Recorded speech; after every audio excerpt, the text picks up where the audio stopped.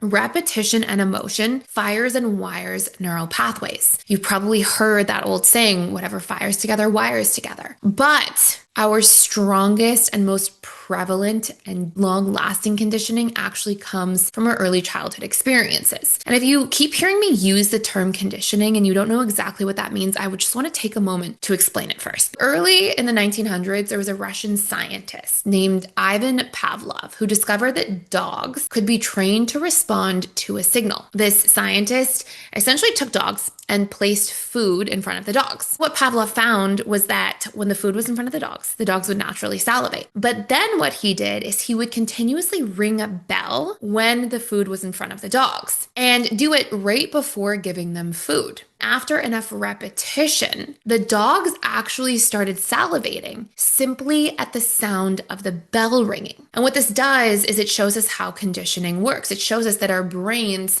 essentially can learn to connect a neutral signal, like a bell, with a strong response, like salivation and preparing for that dopamine hit of food. But this same principle of conditioning and how we essentially get taught to believe and feel about relationships and our environment can work in a lot of less neutral ways. For fearful avoidance, childhood conditioning works in that same sort of dynamic. The bell, quote unquote, the love, closeness, connection in a relationship often gets paired with your childhood experiences of pain, fear, abandonment, so that the body will actually often react to those things later in life in automatic ways. Like as soon as you get close to somebody, those fear responses go off. Or as soon as you start entering into a relationship with somebody, those abandonment wounds become really real. And it's because your old patterns are essentially coming back up because you've been conditioned to associate those two things together.